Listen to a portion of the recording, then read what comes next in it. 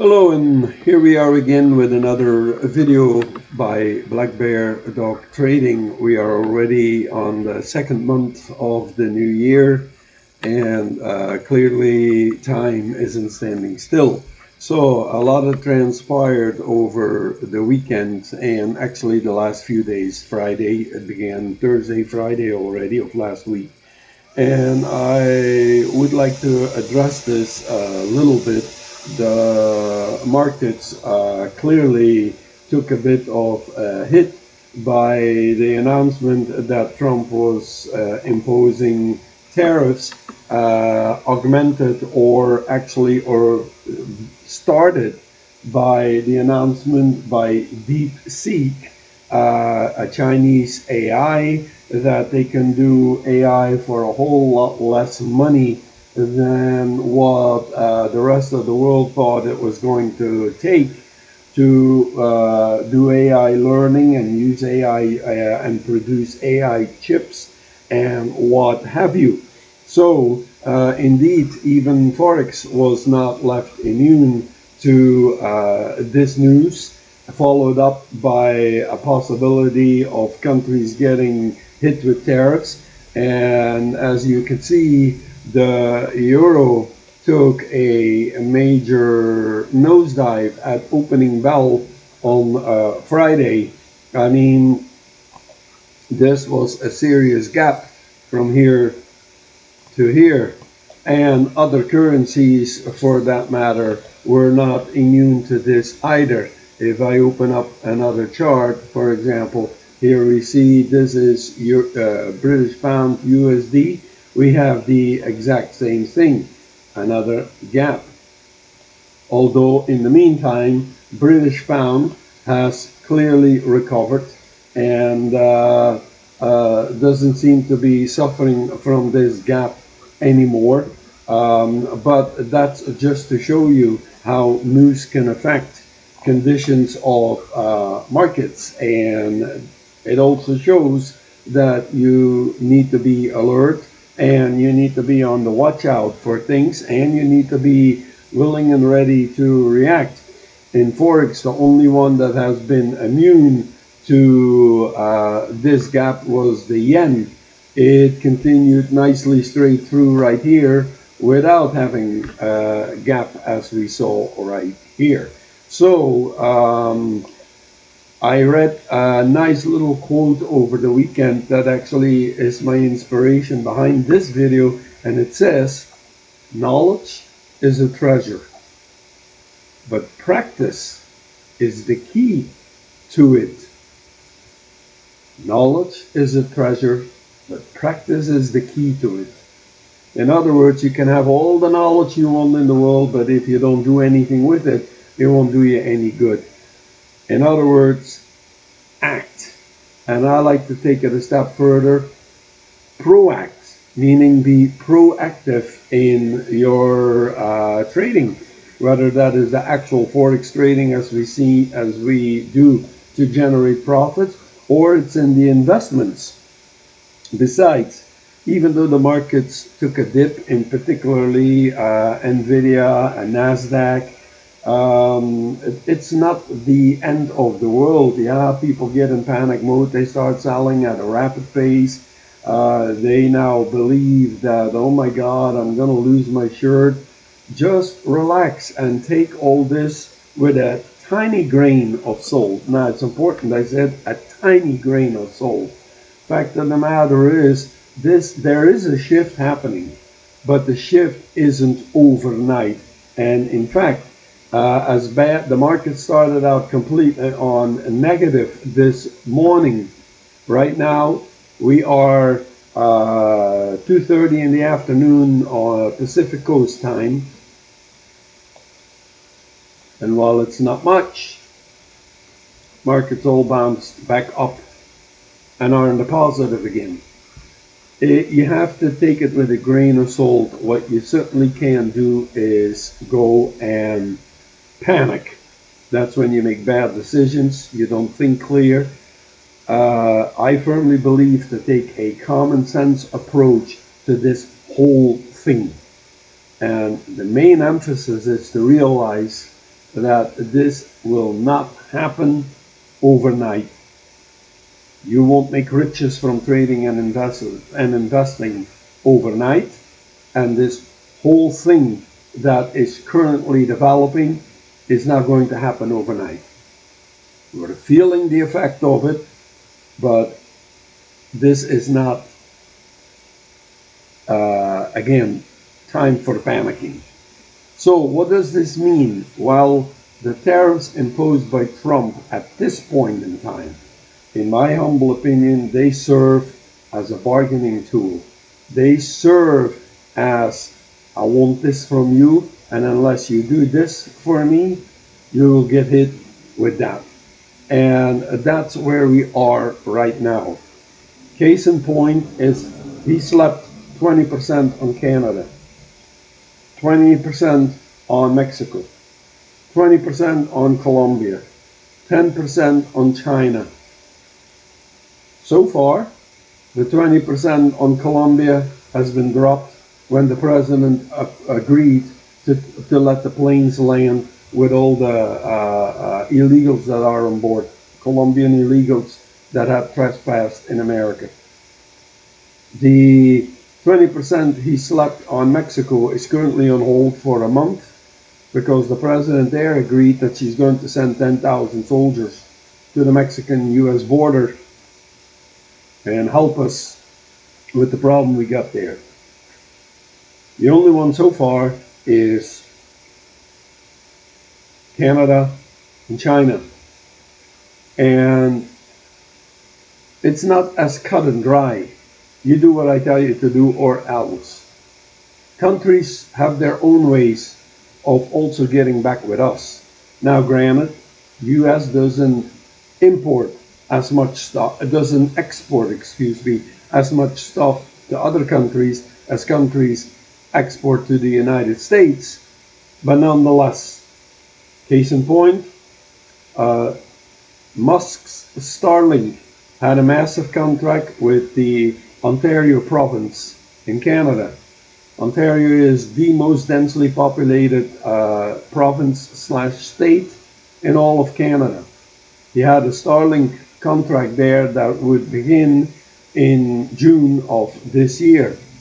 The governor, or whatever you call head of state in head of a state in Canada, decided, you want to mess with us, we mess back, and tore up the contract. Right now, that contract is completely non-existing. There are recourses. Countries are not just going to lay down and roll over. Again, it's a negotiating point. Now, will Trump slap some tariffs on some countries? Yes. How much will that be? For what percentage? Lord knows. When will that be? I'd say since he put Mexico on hold for a month, it gives us a little bit of leeway there. Maybe a month or two. So in the meantime, what do? Well, you continue to trade and you continue to preserve your profits. And if at the moment you're not feeling safe about the markets, then take your profits, put them in your high yield savings account and let them sit there. Above all, don't spend them unless if you operate by the 10-20-70 rule like I do, then you take 70% of that for your spending money. Otherwise, you leave the 20% for investing sitting in your HISA account where it will earn you about 4%. And for now, that's what you do. Then, as far as your investments is concerned, prepare yourself. If indeed tariffs are being implemented, and Trump has made very clear in his speeches in his election speeches that what he's going to focus on, then you start doing your research in those areas. He made it clear that he's going to focus on steel and copper and silicone that's needed to build computer chips, particularly the chips for AI, He's made it clear that he's going to focus on pharmaceuticals and uranium and rare earth and oil with his drill, baby drill. Then you focus on that. And just in case, if you want to know where you should go, I have already a few for you that I am looking at and that I am also looking to implement as soon as I notice that indeed where I'm sitting now, the investments that I have now, they're just going down, down, down, or they're not going up. They just stay flat.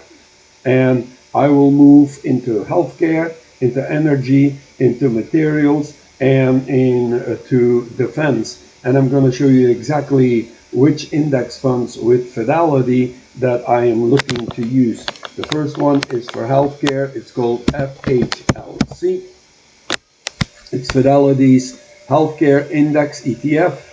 And as you see, it already went up. It's only a little bit, but it's going up. And they pay a dividend. It's not much. It's a small dividend. The payout ratio is about 45% per year. They have an average return per year of 4.88. So if you expense ratio is 0.08, which is certainly not expensive. That is, quite cheap actually. So then let's see at the dividends itself right here. The dividend yield is 1.41. Annual dividend you can expect to get is about 99 cents. Not a lot, but the dividend is growing, and thus far it has grown by 9.29%, which is positive and clearly good. It tells you in summary that the dividend is paid out every 3 months, and the last dividend date was December 20th, 2024. So that's the first fund that I am most definitely putting in my arsenal if tariffs are indeed implemented across the board and are being implemented at the rates that Trump said he wants to apply, which again he indicated is anywhere from 10 to 20%. So the next one is energy, and for that I use the Fidelity FENY symbol or FENY, and you click on that one. Here you go. This too is up 0.11 cents, about 40.45 cents. Same thing. Expense ratio really cheap. It pays out some dividends. Dividend yield isn't the greatest yet again, but nonetheless, it's paying out. You have about a yearly return of 7.54%. And here we look at the dividends. Yearly yield is about 2.98%. And thus far, that dividend has not grown. But at least you're earning some interest. And, it's a positive. It's better than having a loss. And this dividend, like the prior one, is being paid every 3 months. So the next symbol or the next index fund I look at is for materials, raw materials, which are copper, aluminum, silicon, gold, or uranium, rare earth, the things that Trump talk about. And for that index fund, I use FSDPX, and it's here we go. Fidelity Select Portfolio. It's Select Materials. Sorry. Here we go. Same thing. Now the expense ratio on this one is compared to the other two funds is a bit higher. The yearly return is 5.5%, but the dividend yield is also a lot higher. The dividend growth is definitely a lot higher. And if we look at this, by the way, this went down today a little bit, but it's nothing massive. Here you see dividend yield 11.86%. I mean, annual dividend 10.47 per share, a dividend growth of 98%. The dividend is paid out every 6 months. And if you scroll down, you'll see what they pay out. All right. So That's the third one I will be using. And the fourth one that I will be using is in defense, which are all the large companies, including small companies, that cater towards building planes and satellites and everything that and guns and anything arsenal that we use for defense. And for that I use ITA. And ITA is iShare Aerospacing and Defense. And this one has gone up as well. Again, this has a dividend of 0.78%. That is also paid every 3 months. It comes down to about $1.23 per share. And the payout ratio is pretty good. It's pretty high. The dividend has been growing, so it means each time it increased. Not by a lot, but it increased, which is pretty good. And overall, the index funds have an expense ratio of 0.40.